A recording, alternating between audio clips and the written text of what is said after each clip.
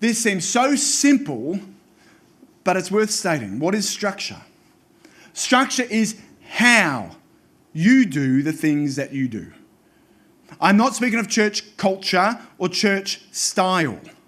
All of us will have our own churches and styles, preferences. You as leaders will work out what that looks like to fit your cultural context, whilst remaining biblically faithful, I trust. But we're not speaking of that today. We're speaking about structure. So structure is the organisational processes by which you do the things that you do. In secular speak, it's the product that you're producing in order to achieve your goals. Now, in my experience in five churches I've been involved in, the structure of the church, that is how the church is organised and run, the systems and processes, the hierarchy within the church has made an extremely significant difference in the fruitfulness of the church. And that shouldn't come as a surprise to us, should it? Because that is actually the way that most things are run. In fact, every organisation utilises formal or informal structures and systems and strategies. My experience in the army certainly helped me see this. If you know nothing about the army, don't worry, I won't speak on it for very long. But the army is a highly organised organism. Very highly organised. From the smallest section to the largest division, there is system and structure and organisation and hierarchy. That is the case with the army, and it's been the case since the Romans. Why? Because it works. It works. Now, of course, you have other armies, guerrilla armies, far more fluid. They can be very effective, but face-to-face, they can't take on a real army. I was an infantry platoon commander. That's 30 men. I was a lieutenant. I had a sergeant, a signaller. I had 3 corporals, 3 lance corporals. They all had a section each, 3 sections, 10 men within. Within those sections, you had machine gunners, you had grenadiers, you had riflemen, you had mini-signallers, you had medics. The interesting thing in the army, of course, is that all of us are trained to the same basic level. Particularly in the infantry, all of us were riflemen. If you've heard the term, all of us were riflemen. But after we'd achieved our basic rifleman accreditation, then we became specialists. Now, that did not mean within the one platoon we were all working for different goals. No. It was all us as specialists working towards a general goal. Kind of like a body working together to achieve a common purpose. Now, it's just not the military we see that, is it? You look at any organisation. The structure, when organisations are successful, is usually largely responsible for that. The structure is intentional, well thought out and designed to produce the best possible result. Hospitals, law firms, accounting firms, corporate businesses, hotel chains, all highly structured. Structure within organisations is designed to generate maximum efficiency and maximum effectiveness. When it's not there, then it often leads to disaster. 1998 was a magnificent year for a bunch of reasons. I finished high school. We watched Saving Private Ryan and Armageddon in the cinema. Believe by Cher was the #1 single for the... My goodness. And of course, it was just 1 year before Australia would simultaneously win the Cricket and the Rugby World Cup in the same year. Wow, what a year. Not only that, that was the year that Nokia grew to become the biggest telecommunications company in the world. By their peak, 2007, they owned a mammoth 49.3% of the telecommunications market, unheard of. And yet today, well, we don't speak of Nokia in those terms, do we? Today they own 3%. So what happened in 2007? Well, we have the answer, part of the answer in our pockets, don't we? In 2007, another guy, an American, Steve Jobs, walked to the stage somewhere in Silicon Valley, California, and pulled out an iPhone and presented that to the world. But believe it or not, there's been a whole bunch of articles and books written by strategic analysts on the fall of Nokia, and all of them unanimously agree that it actually was not the presence of the iPhone that destroyed Nokia. It was Nokia's response to the presence of the iPhone that destroyed Nokia. Apple did not kill Nokia. Nokia killed Nokia. what they identify was systematic and structural difficulties, problems, mismanagement, internal infighting. That's what killed them. Not the outside pressure, the inside pressure. My friends, does that translate to our churches? Why do our churches struggle to grow? Is it the rising tide of secularism and Islam and liberalism? Yes, yes, yes. But where does the fault also lie? With us? Could we do better? Is it possible we could do better in structuring ourselves so as to be more effective?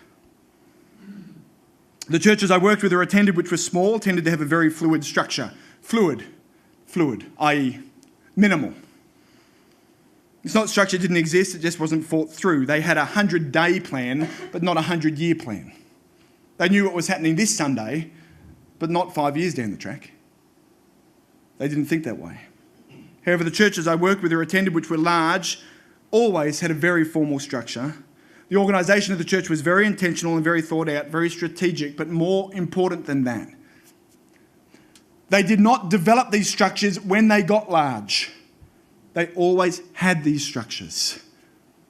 And if you speak to the senior pastors involved, particularly two of the churches I'm speaking of in Sydney are very prominent. One is called EV Church, a man called Andrew Hurd, and the other one is MBM Church with Ray Galea, where I work. Both of these men would put the structure under God, the structure as heavily responsible for facilitating the maximum effectiveness of the ministry that they did. So let me ask you again, does your church structure maximise your ministry or does it undermine your ministry? So the three questions for us this morning are quite simple. Can you be doing more? Can you be doing better? Now the answer to those questions is always yes. Well, maybe not the first one, more. I have no doubt as church planners and working with church plants and working in any type of pastoral ministry, that if you're doing it properly, you're exhausted. The question isn't more necessarily, but it is better. Are you doing everything you possibly can to ensure that you do not fail in your mission due to things which you have the power to change? They're the questions that I want to look at. So what I want to do very briefly is just take a stock of the average evangelical church's structure, identify some possible weak spots, and then present to you an alternative option. The silver bullet, which will fix everything. I'm kidding. It's not going to do that. But I do want to make it very pragmatic here. I want to make it very, very practical and make it as helpful and clear as possible that there are actually alternative solutions structurally out there which many churches are utilising in environments similar to yours, which are producing efficiency and effectiveness in evangelical churches. So let's have a look at the typical, a common church structure that exists within evangelicalism. In the centre, I should have Jesus, but I'm not great with the technical stuff, so I didn't know how to have both Jesus and the pastor in the same place. But of course, in an evangelical church, we know Jesus is our head, and under Jesus comes the rector, the pastor, the minister, the vicar, whatever you want to call yourself, or your boss, or whoever.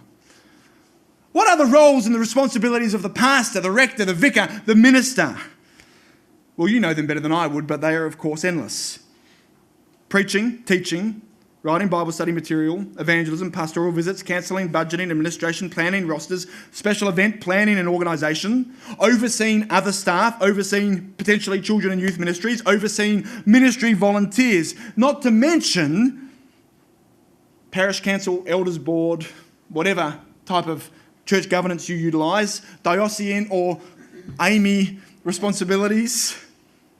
Other assistant pastors, and assistant pastors can be very difficult. Kids, youth and women's workers. Now, of course, that is a big part of your role, the pastoral roles. In addition to that, you might, if you're lucky, have an assistant or a youth kids worker. Now, if you have an assistant pastor, then they might or might not take over many of the little jobs or other roles and responsibilities within your ministry. Youth kids, perhaps the broad term of discipleship, Bible study materials, evangelism. Perhaps you give them something specific. Perhaps you give them something broad. Or perhaps your assistant minister is nothing more than a duplicate of you. So you have two people doing the same job, but just in slightly different ways. Now, you've obviously got kids, youth, and other women's workers, those positions. I'm going to leave those to the side. They've got a very specific role and responsibility, which we will talk about later, but we'll push them there to the side. So how does the church function? Well, the church generally functions with a series of rosters utilising the 5%. Now, I don't know if it is the 5% at your church. It could be the 15 or it could be the 1. What do I mean by the 5%? High-level volunteers. The 5% who do 95% of the work. You've heard those sort of terminology before. These people are responsible, under God, praise God for these people, for a variety of roles across the church in order for your church to functionally operate. If they don't exist, you don't exist. Your church does not have a service on a Sunday. They run the creche, music, morning tea, Sunday school, PowerPoint. They will explicitly or otherwise be given the role of finding other volunteers to be rostered on. So church functionally operates, hopefully, every week in this sort of way. I wonder, is this an accurate picture of your church or other churches that you've seen? Now, I want to make it clear that churches can operate this way. It's very, very possible that churches can operate this way, not just operate, but also grow. But I do want to point out several glaring weaknesses to this structure, which will mean that whilst you might have this structure whilst your church is growing to the size of maybe 100, 200, there's no way you can have this structure if you plan to grow to 800 or 900, which is what we plan to do, don't we? If you don't, why are you here? Come on. Of course we want to do that. So what are some of the weaknesses of this structure?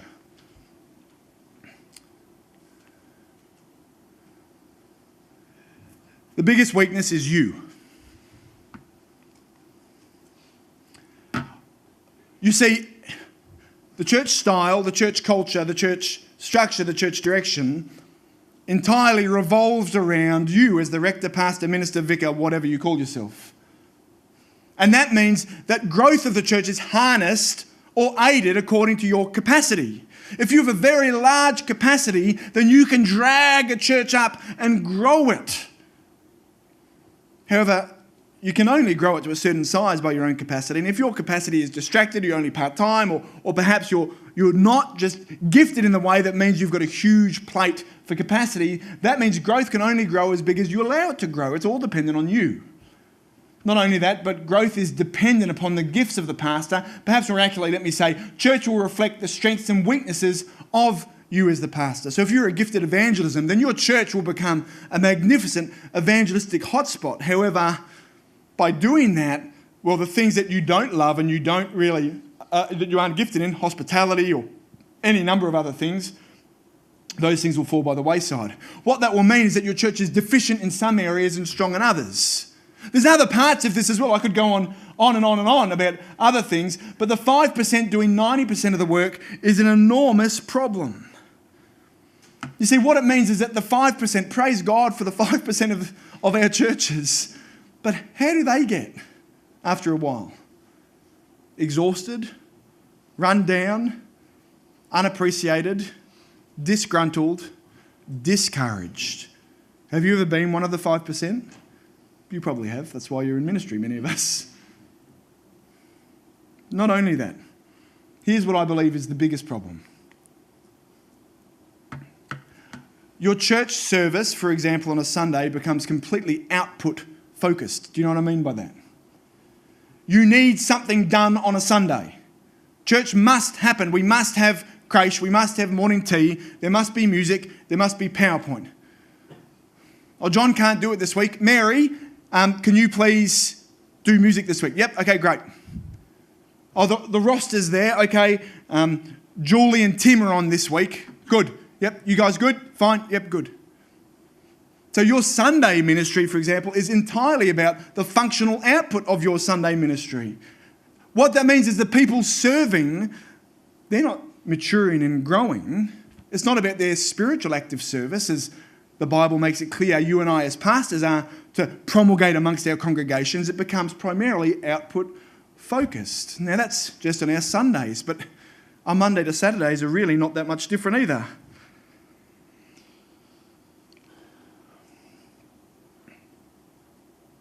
There's other weaknesses that I don't have on the screen there. A sense of ministry being reactive, not proactive. You're constantly putting out the little fires, pastoral issues, building problems, money problems, staffing problems, the 5% problems. It's very, very hard to ever move forward.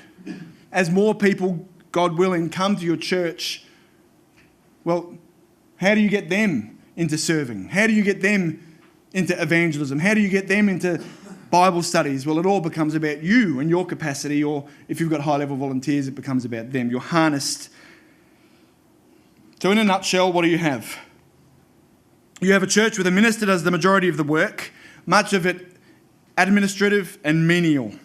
You have 5% of the church involved in time-consuming, exhaustive service, which burns them out and creates blockage for other people wanting to serve. Then you have 95% of the church. Now that might be being a little bit hyperbolic. It might be 90, it might be 70. But you've got a majority of the church who are disengaged from the direction of the church and whose involvement at best is being on a roster, who consider reading the Bible at church once a term as their spiritual act of service. It seems a long way from Ephesians 4, doesn't it?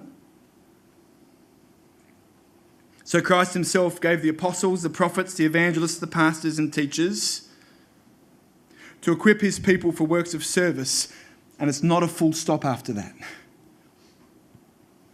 So that the body of Christ may be built up until we all reach unity in the faith and in the knowledge of the Son of God and become mature, attaining to the whole measure of the fullness of Christ. Churches are meant to produce individual and corporate fruit, maturity and growth to the glory of God. We as pastors, teachers, preachers are called primarily, according to Ephesians 4, to equip our people in order to be functionally serving to mature as individuals and corporately. And yet it becomes so difficult to do that, we just become reactive, putting out fires, functional. However, obviously, we're here today with good news. I don't want to end it there, and I certainly don't want to say to you that if you have this structure, there's no way you will grow, because you can grow utilising this structure, but it will be difficult to grow bigger and bigger and bigger. However, there are structures available to us which can help. I was a Christian for a few years, and I started to get involved in a beach mission at a church called EV Church. EV Church is Australia's biggest evangelical church, of a couple of thousand more. On the central coast of New South Wales. The pastor there is a man called Andrew Hurd. Andrew's been over here at FIEC conferences, and I think with Co-Mission and a few other things. If you have the opportunity to ever hear him speak, I recommend it. He's a brilliant mind and strategist about church. And just prior to Andrew Hurd planting what was really an Anglican church in a liberal parish as an independent church, Andrew read a book which actually restructured his mind and restructured what he was going to do. And that book was by the American Rick Warren, called The Purpose-Driven Church. Now, I don't know what your opinion is of Rick Warren. It's probably negative. It might not be. I want to say that I've got problems with some of Rick Warren's theology. And I've certainly got problems with some of the output of Rick Warren's ministry. But I want to make it clear that that doesn't mean we have to ignore everything that he says. And Rick Warren, from 1980 onwards, grew a church from nothing to being 17,000. Now in America, I think anyone can do that. But what it means is that he's a man who we can listen to. He's got runs on the board about growing churches. Rick produced this book. Andrew read it. He was on a fishing trip, and Andrew read it and thought, "Oh my goodness, this is right." What Andrew did was then develop the purpose model that Rick Warren had talked about at his own church and called it, in Australian terms, the 5 M's. We're a very cultured people in Australia, the 5 M's. What I noticed when I began to do things with EV Church was not just the size of the place and not just in number of conversions, hundreds of people becoming Christians every year, but it was actually how unseeker sensitive it was. Andrew would preach 50 minutes plus. they didn't have huge evangelistic rallies. They had good music, but not amazing manipulative music. All the other seeker-sensitive churches in Sydney grew due to those things, but not EV Church. More than that, you had a series of pastors and other leaders whose major investment was not in the output of the church, but seemed to be in the people in the church. Then when I started working at MBM under Ray Galea, again, they utilised this model, and I got the opportunity to witness it in action. And I want to say to you, this is not a silver bullet. This is not a cookie cutter. Hey, take the 5M structure and then you can use it and then you'll definitely grow your church. But I do want to say something, that it works. It does.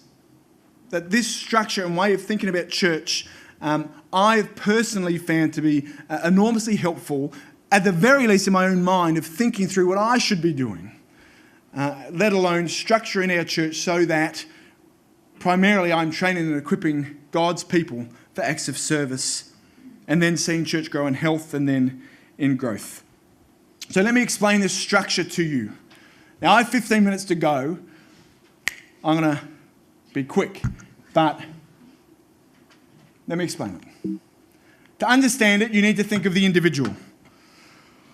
What Rick Warren identified, and many others have since agreed with, is that the following 5 purposes, all beginning with the letter M, helpfully summarise God's purposes for his people. Now, I know, you know probably that they are not perfect, but they are helpful in summarising just about every purpose God has for our lives. So for the individual church member in your church, your desire as a pastor and leader should be to see him or her grow in maturity. Amen? Of course. To grow in mission, on mission, seeing other people become Christians. Yes, to grow in membership, their belonging of church. To grow in ministry, their acts of service in church. And then to grow in magnification. Now that's the most controversial of all the M's because it's such a, American word. Let me define these terms for you. They'll be on the screen again so you can have a look here. Magnification, what does that mean? Well, as John Piper would say, when Mary in Luke chapter 2 talks about my soul magnifies the Lord, she doesn't mean like a microscope but like a telescope. So that in the small things, she sees the bigness of God. So you want to see your church members grow in their magnification of God, glorifying God in all that we do, loving and delighting in him. Your church member grow in mission, loving the world first and foremost by proclaiming the gospel. Please do not use the term mission about social justice. Jeez, we can feed the poor when we're dead. Spend your life on mission. Membership, belonging to a church community, the sense of owning and being owned. Isn't that what you want? Maturity, growing as disciples, the sanctification process, and ministry.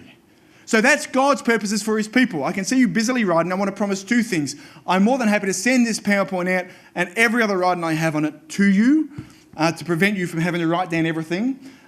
Secondly, there's much stuff online about this stuff, but it will also be on the screen for longer periods of time. But you need to listen as well as look. You see, what then Rick Warren said and saw, and Andrew Hurd verified, and other great brothers have agreed, was that those purposes aren't just relevant for the individual, but for us as a church, for churches.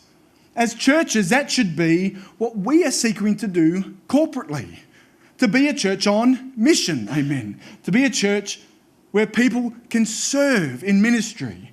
A church which matures together, that churches grow up together. A church that magnifies God.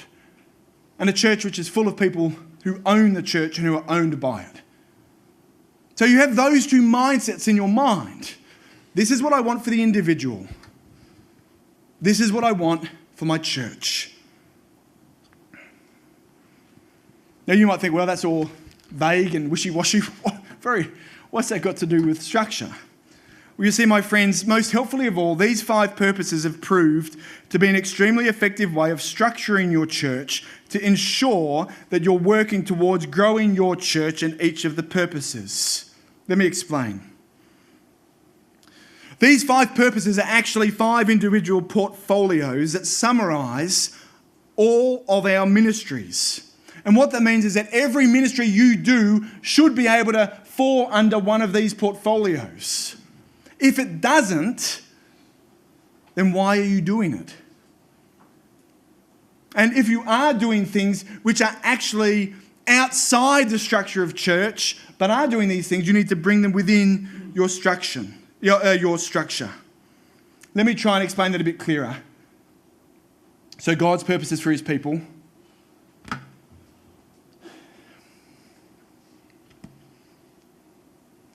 Does this need to be on my... Are we recording this or can I walk over there? Matt, are we recording or can I... It'll probably pick you up enough that you can walk over there. Just shout. I will share. So here we have the purpose structure, okay, in real time. This is what we use at my church. Here we have the pastor, you. Or if you've got multiple congregations and 2 staff members, one can be one focused congregational pastor, the other one can be the other. And each of these columns, we have the ministries that fall under each M. Now, most importantly of all, each M is not headed up by you, but by a member of your church. So, at our church, this is what it looks like.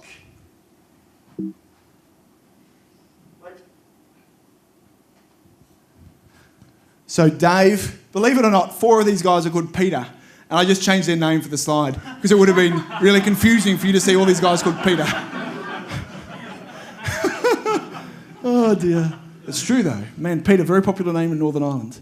So we've got Peter who looks after every mission ministry. Magnification is Matt. Membership is Mark. Maturity is Richard. And ministry is Ryan. Now, again, you might be thinking, well, what does that look like? Well, let me show you what ministries come under each M. And this is where the rubber hits the road very practically. For me, my primary ministry when it comes to this service, Uni Church, is leading these guys. They are my focus. I want to see them grow. I want to see the 5 M's result in their lives. I want to see them grow in their capacity and grow in what they're doing and their vision. I have oversight over what's happening on a Sunday, produce the vision, where we want to go, where we want to get to, and preaching shared with other staff members and so on and so forth. Mission. Well, mission's fairly self-evident, isn't it? It's really about evangelism. So for us, we have an evangelism course, which I'll talk about in our next session. We have a follow-up course, and Peter does a review every Sunday where he savages me and Trevor. I don't send them to Trevor, though. But he reviews everything we do. Is it outsider friendly? Can outsiders understand what's going on? Is this all gobbledygook or is this clear to non-Christians?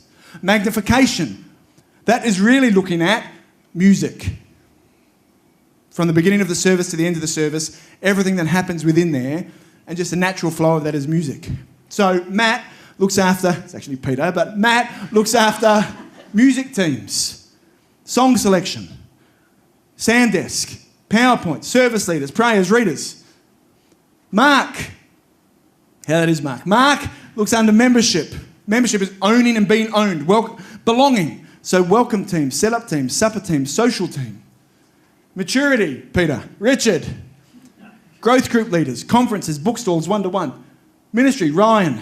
Recruiting other people at church for service. Now you might be thinking, well, hold on. We just talked about the 5%, didn't we, in an exhaustion?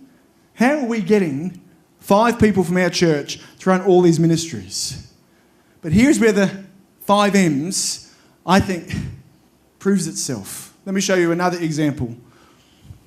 You see, my friends, the 5 M's are not done by rosters, they're done by teams. And what that means is that, for example, Magnification, who I've called Matt is not running the bands. We have 2 bands, and they're led by other people. But Matt is the conduit of that. He gets their roster organised, as in when bands are on and when they're off, but he gets in contact with them. They go through song selection and so on. Same with the sound desk, same with the PowerPoint. So that means there's a sound desk team, which is led by someone, a PowerPoint team, which is led by someone, and they organise the roster. They organise who's on and who's off. So Matt's job is to liaise with 3 people. Well, 4, because then he's liaising with me. Let me try and explain this in another way. Here's membership. I'll give names for this. So Mark is a first-year doctor. And he's never really been involved in ministry before, but he's joined our church and he's been fantastic and shown a lot of potential. So we've moved him up to be the membership rep, the head of membership. Now, these are our setup and welcome teams. But Mark isn't in charge of the welcome teams, Romy is. Romy has 3 teams, each with 3 members each, led by Sarah, Mike and Emily. So Romy liaises with Mark.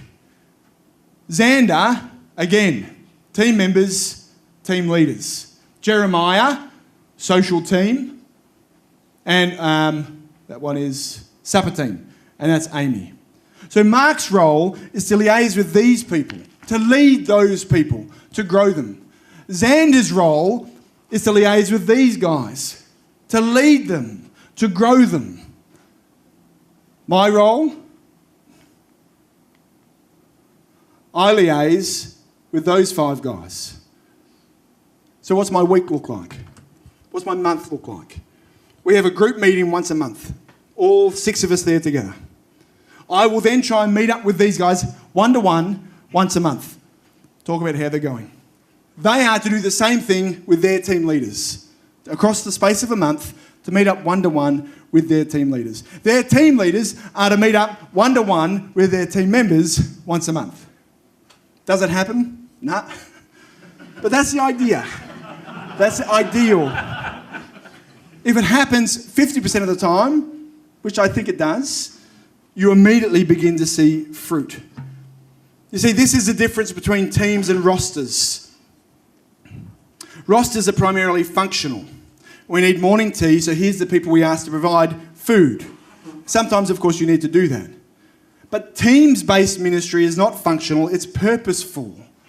It recognises the spiritual aspect of any and every act of service, from sweeping to morning tea to stacking chairs to welcoming to being involved in an evangelistic course. Rosters promote functional output, we need this, you do that, but teams promote spiritual growth. The primary benefit to your serving at church is not functional output, but the glory of God, the unity of the church, the maturity of the believer. So what we do is we want to insist everyone who belongs to our church is in a team. And each team has a team leader, and each team leader is trained and taught in the spiritual act of service. They pray before everything. Before setting up for church dinner, that team prays together before setting the tables up. They debrief together every single time. And of course, there's an additional benefit to that team-based mentality. You see, teams also promote membership like you wouldn't believe. Owning and being owned. A sense of real belonging at church happens not just in maturity and growth groups, not just when they're on mission together in evangelistic courses, but also when they serve. Now, of course, we still have rosters. We need people for Bible reading and praying, but these are acts of service that are explained spiritually to people, and they're one-off acts of service. That's not where we long to see people sort of proactively, long-term invested in. We want to see them doing much more than that. So, at Uni Church, what does that look like for us? Well, that's membership. At Uni Church, when we started, I had one job in my mind. And it wasn't finding a venue, it wasn't picking the music style, it wasn't coming up with a logo, although all those things really mattered, don't they? It was finding these 5. How many of them were suitable for the role? None of them. None of them. How many of them are now suitable for the role? 2 of them.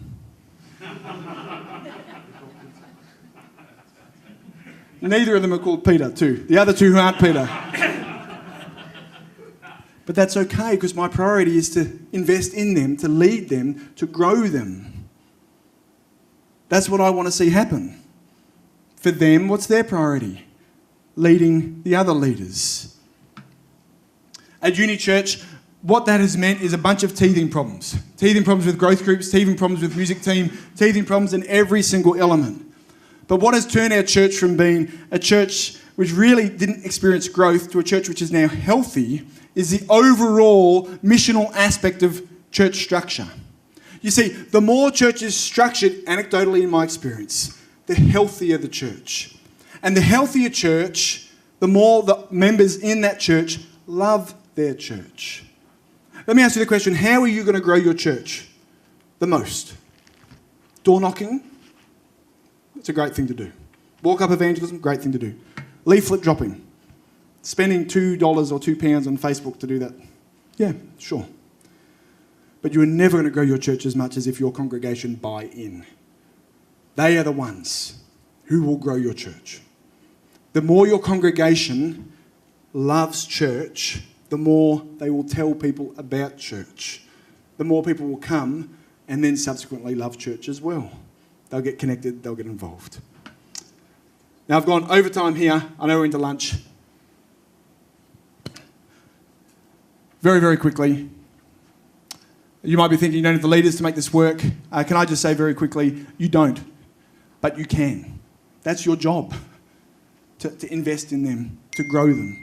Rather have someone who's incapable and incompetent in that role and you investing in them than just leaving it hanging so it's not actually dealt with. I like some of it, but not all of it. Is that okay? Sure. Charlotte Chapel in Edinburgh, they've taken like 3/4 of it and used that at their church. A bunch of other churches have used it, half of bits of this and that. Whatever. It's not a cookie cutter, it's a template. What about youth, kids and admin? They are separate to the 5 M's and operate independently. How does this affect future staffing? And that's the key thing. What that means is that when you hire staff, what you want to do is hire and build up specialists, not generalists. So when you hire the next person, don't have them a duplicate of yourself necessarily, but have an evangelist, or have someone whose focus is maturity, or someone whose focus is membership, or 2 of them, or 3 of them. So they are specialising, drilling down on those things, rather than just a sort of a mini you who's doing the same things. Thank you very much.